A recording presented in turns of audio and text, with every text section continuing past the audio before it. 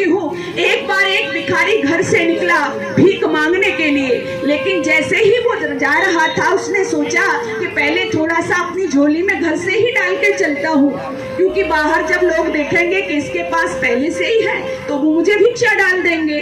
तो उसने एक दो मुट्ठी चावल की अपनी झोली में डाल ली। अब जैसे ही बाहर निकला तो क्या देखता है कि थोड़ी ही दूरी पर चला था, एक रथ में से एक व्यक्ति उतरता है और आकर के हाथ पसारने लगता है और कहता है कि मुझे थोड़ा सा दान दे दीजिए, मुझे थोड़ी सी भीख दे दीजिए।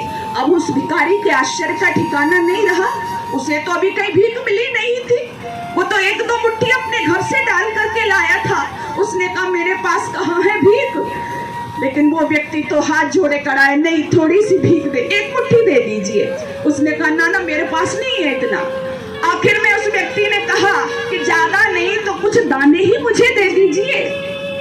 जब इतना कहा तो भिखारी ने कुछ सोचा समझा, बोला ठीक है, और उसने वो जो उसकी जो झोली में भीख थी, चावल थे, उसमें से 10 दाने निकाले और निकाल करके उस व्यक्ति को दे दिए।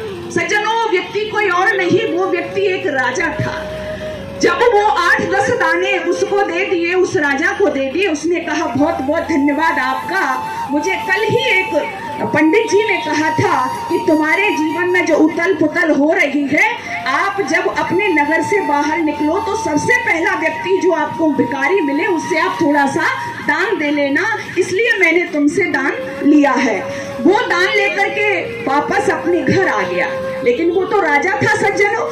2-3 दिन बीते, उसने अपना दरबार लगाया और अपने मंत्रियों से कहा कि भाई इस तरह से 2-3 दिन पहले एक भिखारी से हमने 8 दाने लिए थे, उसको बुलाओ, मैं उसका सम्मान करना चाहता हूँ। भिखारी तक सूचना पहुंची, भिखारी आया, भिखारी दरबार में आया। उसके आश्चर्य का ठिकाना नहीं रहा कि जो 2 दिन पहले तुझसे भीख मांग रहा था वो कोई और नहीं था बल्कि एक राजा था। उस राजा ने कहा कि तुम्हारा बहुत बहुत धन्यवाद, तुमने परसों हमको भीख दी थी, लेकिन ये बताओ कितने दाने तुमने हमको दिए थे। तो विचार करके कहता है कि महाराज मैंने आपको 8 दाने भीख में दिए थे। बोले 8 दाने? अपने मंत्रियों से कहता है कि तुरंत इनको 8 मोहरें प्रदान की जाएं। 8 मोहरें मंत्रियों ने ला करके दे दी, लेकिन भिखारी अब पश्चाताप की अग्नि में जलने लगा। वो सोचता है काश मैंने राजा को एक मुट्ठी चावल पहले दे दिए होते तो आज मेरी दशा और दिशा दोनों ही बदल जाती। सज्जनों, मेरे कहने का भाव ये है कि ये दान कभी भी खाली नहीं जाता है। आप जितना देते हो उससे दुगुना तिगुना 4 गुना बढ़ करके आपके पास वापस आता है। केवल विचार बनाइए देने का, भाव अपने अंदर लाइए देने का। बहुत से लोग कहते हैं जी हम परोपकार कर रहे हैं, इसका फल हमको मिलेगा या हमारे संतान को मिलेगा या दूसरे को मिलेंगे। मान लो कोई भूखा है, हमने उसको भोजन खिला दिया तो उसका भला हुआ ना। लेकिन जैसा कि मैं संस्कृत की प्रोफेसर हूँ तो आपने भी सुना होगा, इस भारतवर्ष में इस वैदिक वाङ्मय में बड़ा अच्छा श्लोक गाए जाते हैं।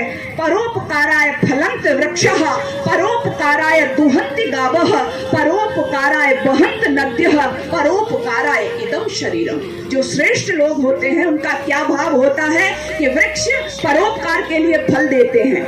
आप बड़े मीठे मीठे आम खाते हो, केले खाते हो, अगर केले का फल, अगर केले का पेड़ ये सोच ले कि मैं केला दूसरे को नहीं दूंगा, सेब का वृक्ष ये सोच ले मैं सेब खुद खाऊंगा दूसरे को नहीं दूंगा, तो आप खा सकते हो?